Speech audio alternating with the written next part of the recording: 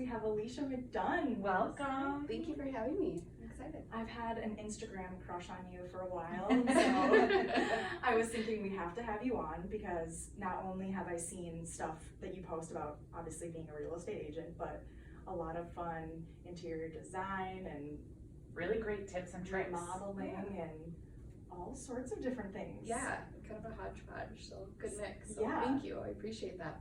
So instead of us like explaining to the listeners what it is that you do, I kind of want you to share.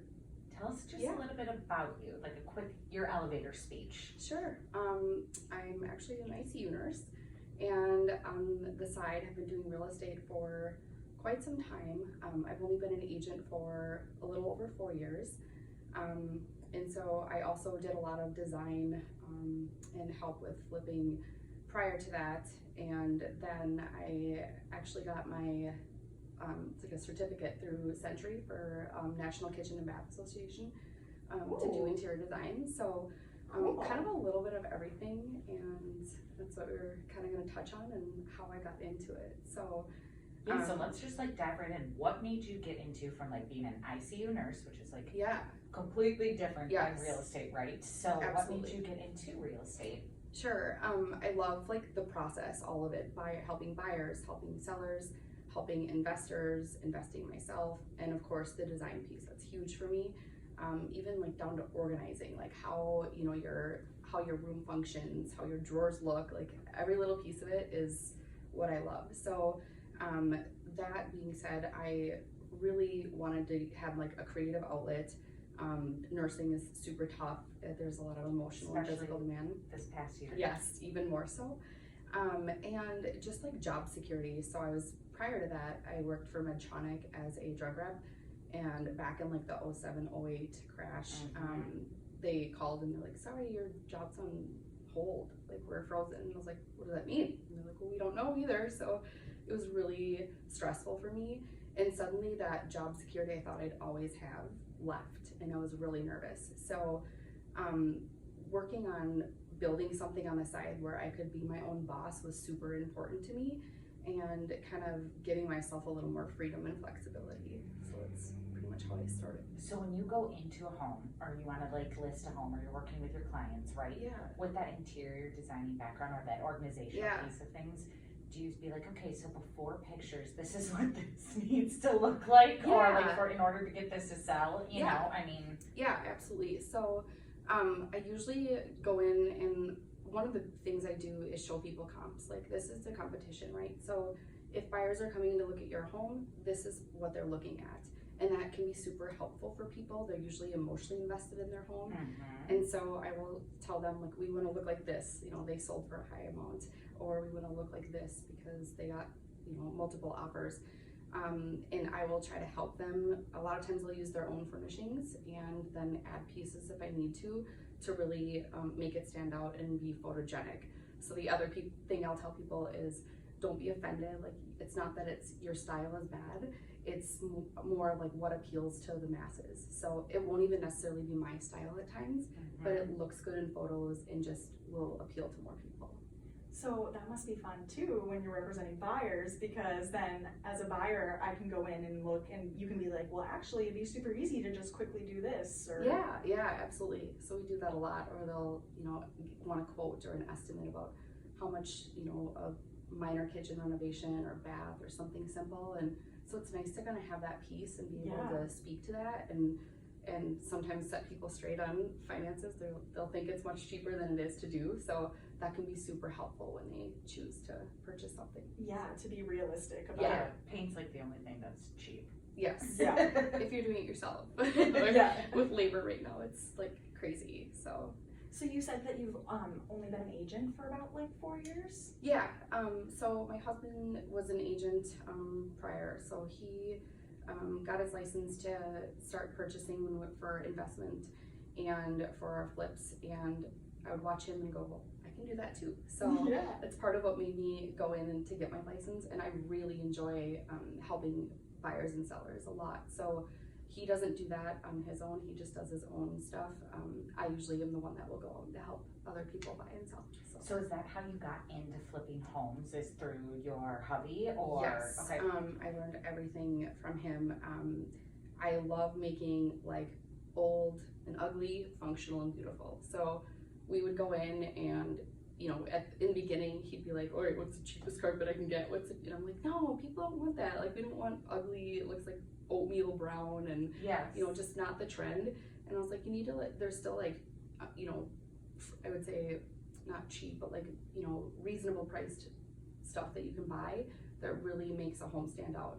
And especially if you are gonna flip, people wanna buy it. They're excited. It's what they see in model homes. It's what they see trending. And they're super excited because they can come in, it's not new construction, but it looks almost like it is on the inside. Yeah.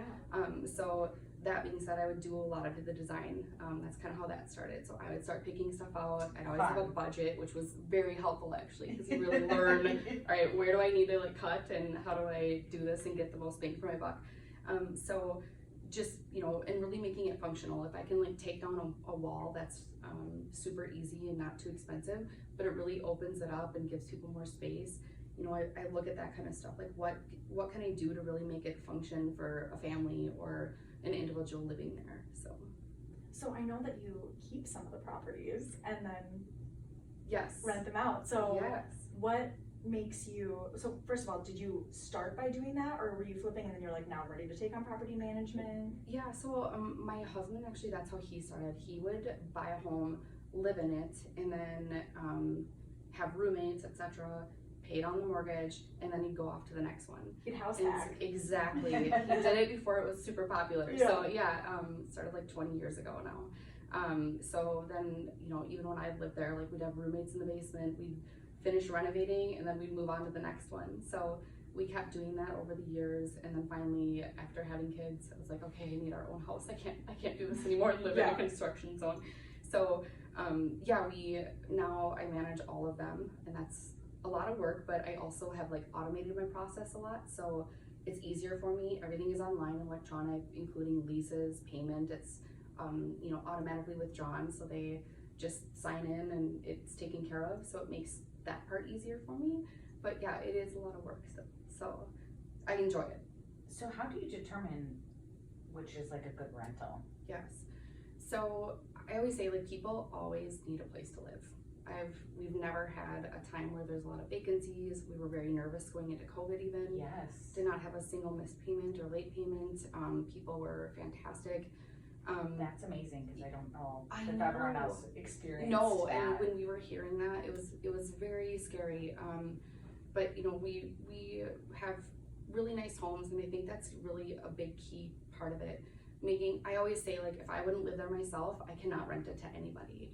So it can't smell, it can't have like peeling paint, it can't have a single thing wrong with it. So I will go in even after the tenants have moved out and, you know, do a really deep clean, make sure everything is perfect again, because I want them to love the home just like I would. That's so important. It really gives you good tenants, they take care of the place, they feel like they're at home. If there's an issue, I mean, they're very rare, to be honest, knock on wood.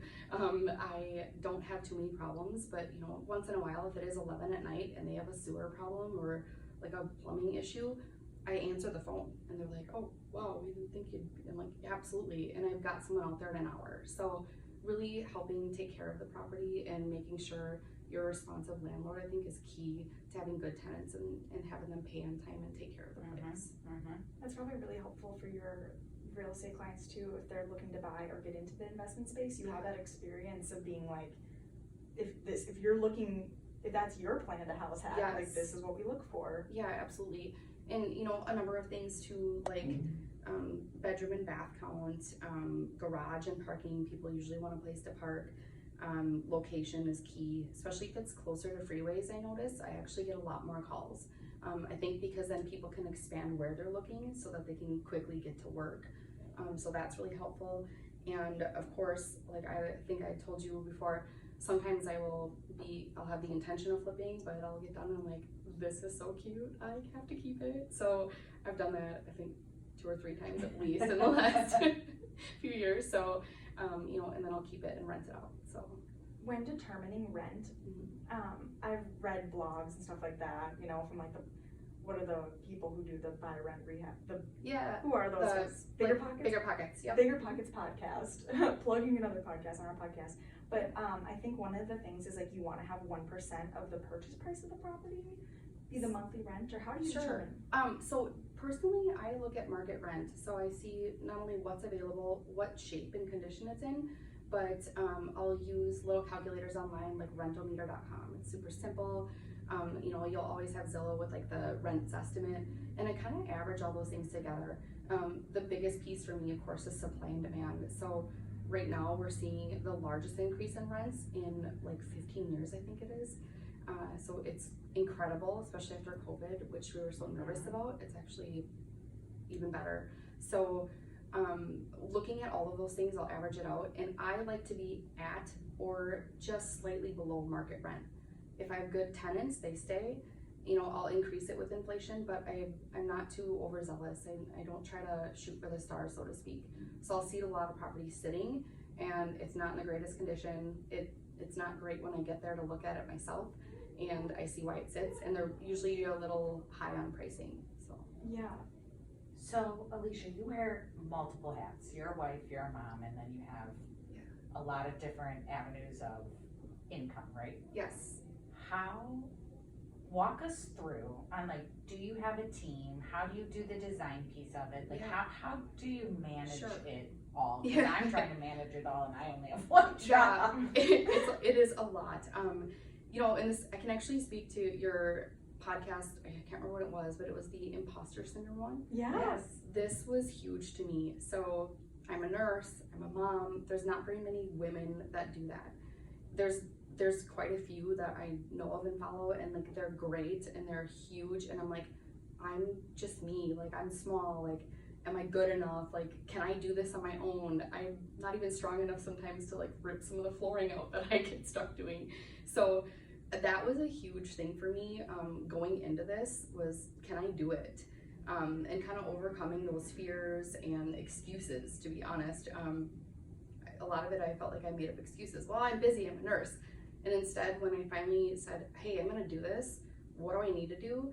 I really jumped in, and a huge driving force for me was looking at my checks, and I worked so hard, and I thought I made decent money, and I was always chasing like the next highest thing, right? Like I've been just recently applied to NP school and got accepted, and then, thank you, but then I decided, like, is that what I want? Like, and I really had to have a heart to heart with myself, and I was like, no, I really want freedom, right? I want to spend time with my kids. I want to be able to not work, you know, we work weekends, so I work every third weekend right now. Before it was every other. I work holidays. I'm working July 4th, so I miss out on so much, and my kids are 7 and 11 now. So that was huge for me to go, I want to have income. I want to work. Like I love working if I enjoy it, but I don't want to be obligated. I don't want to have to go somewhere if I don't want to. And so shift work. Yes. You know, yeah, like, you know, 7 a.m. to 7 p.m. or 3 to 11. So they're not always the best hours, and that's not great for my, you know, work-life balance or having a good schedule. So that was so important to me. And then another big driver was my student loans. I did not understand them when I was younger. I got into a lot of student loan debt that I kept deferring, because they call you like, hey, you are eligible for deference because you're in school again. And I'm like, great, sign me up. Yeah. I don't have to pay. And, you know, I wasn't understanding, and it was growing and growing, and I would never even log in.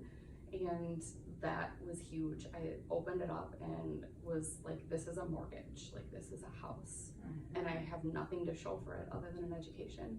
So that was really scary for me, and it was a tough time. So getting into real estate was part of my answer. How can I quickly make money and basically create equity and money out of nothing?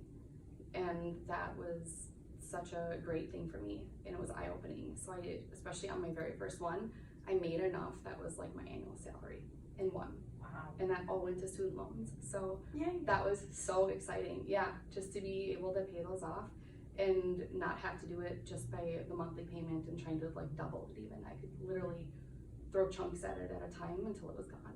Good for you. That's amazing. Yeah, thank you. So like, just walk us through the process of your first one. Okay, you just said like you're Yes. like looking for something new, you want freedom, and then so boom, you find the house, and then what? Yep. So the first thing I did was find, being in Woodbury, I wanted to find the cheapest one in Woodbury. Well, actually, wait, back it up for a Yeah. second, because so you had a lot of knowledge like from your husband and being able to Yes. consult him on like what Yep. he thinks works. But somebody like, let's say, listening to this doesn't have a husband who's been Yeah, doing this. yeah. Where would you Yeah, have absolutely. gone from there? So, and part of this, when I even did the first one all alone, that was a big piece of it. Was like, even though I had some experience, like part of it was what I was comfortable with. So I didn't necessarily do what he would do in my case. Yeah. And part of that was I had to buy the cheapest thing, and he was against it. He was like, that does not look like a good idea. So for me though, I always tell people like the first thing you need is funding, right? Pre-approval. Well, being that I had high student loan debt, I had poor credit at the time, getting approved is really tough.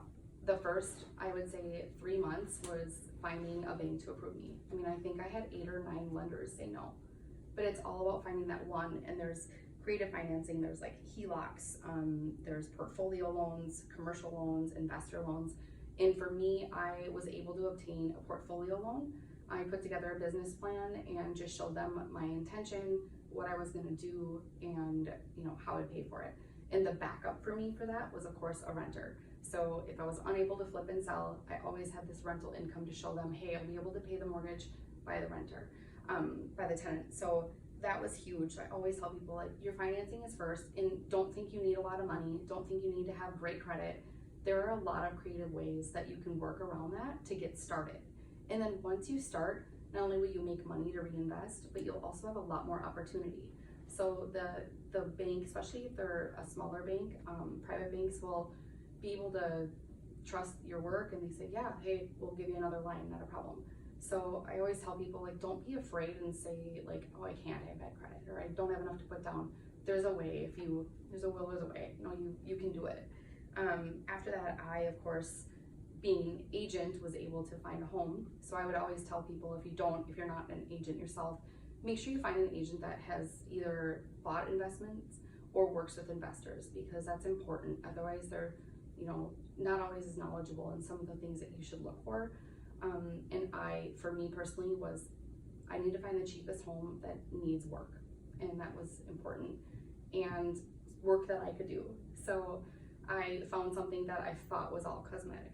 And that's where I started. That you thought was Yeah. Yeah. So, and that's huge. Like I literally got in, I closed, I was so excited. The guy had even put in new carpet. It was not so bad. I was gonna get new appliances, paint, little fixes here and there. And as I started, there was so much wrong. There was like rotting cabinets, like all these things that were just lipstick on a pig. And I just started bawling and crying, and my husband came over and I was like, you gotta come look at what I just did. And he's like, you did it, get out of it. And so that was super helpful. And I always tell people, like, there's risk, right? There's risk to the reward, but you can do anything and you just have to figure out a solution. So every day it was going there after my 7 to 7 shifts. There was no AC in this place. It was July. I was exhausted. I had a dumpster and I was hauling stuff out. Completely demoing out, because the first demo quote I got was like $2,000, and I was like, that's a lot of my budget. My budget to renovate, I think at the time, was like $15,000. So that was such a big chunk that I couldn't do it, and I had to do it myself. Which, do you get that from a portfolio loan from a bank, or is that like capital that you had to have? Like how you have to create the budget, like how Sure. do you know what You can how do to create either that way. budget? Like for me personally at the time, I didn't use credit cards, so I had credit cards that were open with nothing on them. So I would just pay for it on credit and then pay it back. So I'd have a Home Depot card and I'd go buy cabinets or appliances, and then my intent was to sell and then pay that off. So Okay, sweet. Okay, so then you found problems, yes. and then you fixed them yourself. Did you hire anybody? I did. So I installed all the flooring on my own. I had like a few things like plumbing. I can only do very basic stuff, maybe hook up a sink, etc. There were issues I found, and I was concerned about a leak, so I had to hire a plumber to come take a look. So those were the unexpected costs, but I always try to budget at least 10% of my budget towards the unexpected. So I did hire a few people for stuff like that I couldn't do. I can do outlets and stuff, but like I can't put a ceiling light in, for example, like that I'd have to hire an electrician because these homes didn't have that. They only used the floor lamps back then. So Yeah. I hired somebody to install a light for me in the bedrooms. So the rest of it, for the majority, I would either do all the work or like cabinet hanging. I can't do that. I try, cry, and then I call my husband. So Yeah. he was not so excited, but he was so helpful. So he would come in and help me out a few times. And now going forward, like I can just call someone else. Like I usually have people that I work with, and then we'll use them over and over on projects because they do a great job. And that's nice too with people that are getting into it. Like I give them referrals all the time. Like, hey, this guy does a great job. Yeah. You can use them. Or here's a painter that's very reasonable, so they can get in and get that work done. And I will tell people, like, when you find a property, I am already literally like adding all the appliances to the cart and getting it ready to order because stuff's on back order. Oh, especially right now. Yes, it's huge. So time is money. If you are flipping, like there are holding costs you don't account for, like paying the mortgage or the line of credit or whatever you have to purchase, paying for taxes, like the utilities, all of that stuff. So you want to be done as quick as you can. And I think that's key is some people will get it and then they're kind of like, well, now what's next? And like, you gotta like start and make that plan. And you know, I'm usually like designing and like going through everything as soon as I'm like, I haven't even closed yet on the property. So you purchased in July and your first home, your first one that you said. What was the time frame on when it was able to be rented and or sold? So I'm pretty sure I had a tenant in by September 1st. Good for you. Wow. Yeah. And that was one where I loved how it turned out. I had granite and all this stuff and I really loved how it looked and I was like, I think I'm gonna keep this. So I first rented it out, I think for 2 or 2.5 years total. And then that's when I finally decided to flip that one. The market had increased quite a bit and I really wanted to get rid of that student loan debt. So I did it, made like what I'd make in a year as a nurse. So I was so excited. Yeah. So do you, in order, because obviously this is like a lot to keep track on the back of a napkin, like appliances, all that stuff. So do you use like a spreadsheet or how do you? Like her systems? Yeah. So I'm a big like pen and paper girl. Like I use all the stuff online, but I also have like my planner and I will literally like write it all out. Room by room, I'll start and then decide what do I need, appliances, trim, you know, lighting, like whatever I need for each piece. And then I kind of piece that all out together. Like, okay, I can't really do trim great. I need like a trim carpenter. So then I know I need to hire that out. So I'll get them on the schedule. And then, you know, going in order of what needs to be done. Like I like to paint before my floors go in. That way I don't have accidents or people don't ruin them. And that kind of stuff. So I usually just write it all out on a piece of paper. I sometimes use Excel to like use the budget piece of it, just so I keep track of I'll have like at the top how much I have planned. So if it's 20 grand, I have 20. And then as I go, it's subtracting. And then as it gets smaller and I get nervous and start kind of looking back like, okay, maybe I don't need to put this in or, you know, knock out that wall. So sometimes I just keep an eye on that so I know where I'm at. So if renters or buyers or where can they find you? Yeah. How can they get a hold of you? I'm on Instagram, EA Homes, and I'm on Facebook, Elysia McDunn. I think it's like my Bridge Real Estate one that you can find. Okay. I think you search at EA Homes on Facebook, it'll actually pull that up as well. And we'll post all that stuff as well. Yeah. Do you have a blog? I do, and I'm just getting started. I actually have a lot of my flips that I'm going to start posting. That is a lot of work too. Yes. Like another job, I feel like. So I have been working on those, actually putting in even the numbers so people can see like what I paid, what I made, what it cost me, and all that stuff. So with photos. And so that's ElysiaMcDunnHomes.com. And so there's a couple blog posts, but those will be coming as well.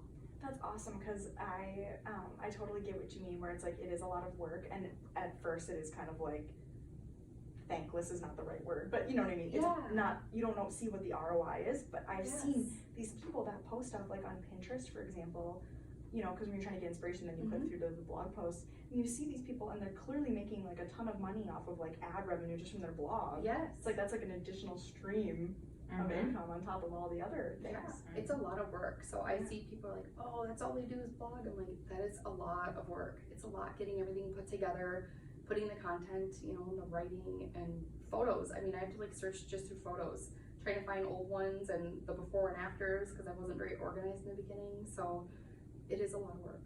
So staying organized with all the photos and everything, do you keep that in like a file on your computer? Or what? Yeah, so now I finally have like before each address and then befores, afters. If I've staged the home and photos, and I will tell people, hire them out. So even if I'm going to rent, I actually hire the photography out. It's inexpensive nowadays. There's really great companies and it's such a great tool. If you're gonna re-rent, you always have those photos and they look great. It's a wide angle lens. You get more rent. So it's super important investment, I think. So yeah. I love that now because I have organized photos, nice links, so it's very helpful. So I'm kind of going through this process myself where I recently bought a townhome and I'm renting out my condo, and I did the exact same thing where I was like, I'm gonna do a professional. I could have done it myself, especially since how nice iPhones are nowadays. Yes. But then I'm like, wait, I actually can keep this big little photo book for myself to Yeah. remind myself to. Yeah, of it's your so first fun. place. Yeah. Right. It's so great to look back at. So I always tell people it's worth. You can literally get a home shot for like $100 to $150. So it's well worth it. So if somebody wanted to get started today, where would you recommend that they start? Like, do you have like a podcast that you love to listen to? Do you have a book? You know, I try to tell people like act. I feel like everybody analyzes stuff. I did it myself for a long time and I wish I would have just started sooner. So time is money, right? You buy that home and it grows in equity and your net worth grows. If you have a renter in there, they're paying down that payment and paying that mortgage. If you want to start, I tell people don't overanalyze, don't read every book on it. Read enough to like kind of get your feet wet and feel comfortable. And honestly, just start. You learn so much by doing. You'll make mistakes, everybody does, but you'll learn so much more on the next one that I feel like it's well worth it. And then you've got skin in the game, you're ready to go. So what's the biggest mistake you made? Gosh. Well, I feel like unknowns to me when I bought that place, I should have done a better job inspecting. I did my own inspection and was so excited I didn't look. Yeah. Yeah. So there's a lot I could have, I mean, even opening, if I would have opened every cabinet, for example, I would You have would found have a lot. seen it. Yeah, so. And so right now the market is obviously insanely hot, and Yes. right now you're actively representing buyers and sellers while Yes. you're doing flips and property Yeah. management. And being a nurse. And being a Yeah. nurse and a mom and a wife. Yeah. Oh my gosh. How do you, like right now in this market, are you actively looking for flips? Do you feel like, what's your opinion? Sure. For me, I am trying to acquire rentals right now. So I am writing a lot of offers. It is so tough, even with cash offers. I write quite a few and still don't even, they kind of laugh at me and I'm like, sad, thought I threw a really nice one out there. So I, right now, flipping between the costs of, you know, construction materials, labor, I mean, even getting some of the people I use a lot, they're so booked out, it's so tough right now. So for me, it's not the best market to flip, so I am more of buy and hold right now. What can I get off market? There's a lot of people that want to sell and they don't want to go through it. They're like, you know what, I want to be done, but I don't want to list it. And those are great deals for me. I can usually get in, pay cash, take that home, and then if I do want to flip, it's something I'm going to put the money in now, but I will for sure be renting it out. And then potentially in a few years, if I need to sell, I can do that. So I think in this market, it's not, I mean, you could for sure do it because there are people that will buy something and sell it for 20, 30 grand more in a few months. So it's Zillow offers, people will see that, they'll actually buy the home from someone and then they will list it again and make more money within that month. So I know. it is crazy. But for me personally, the flipping piece of it, which is materials and labor, it's just too much right now in this market. So more buy and hold. Yeah, interesting. Thank you, Elysia. Do you have anything more you want to add? I don't think so. I think just, you know, if people are interested, I think it's so important to get out there, get your financing in order, pre-approval, and I'm happy if they reach out to give them some referrals as to banks I've used in the past or currently use. making sure you find an agent that has experience to help you purchase the home. I'd love to tell people try to buy with equity if you can. I mean, even in this market, it is doable. You can find deals. It's a lot harder, but it's not unheard of. And then of course, if you're nervous about it, you always have rental as a backup. Like it is such a great backup. If you can't flip it right away, you can put a tenant in there and take care of it. So awesome. Well, thank you so much for being here yeah, today. thank you so much Thank for having me. you.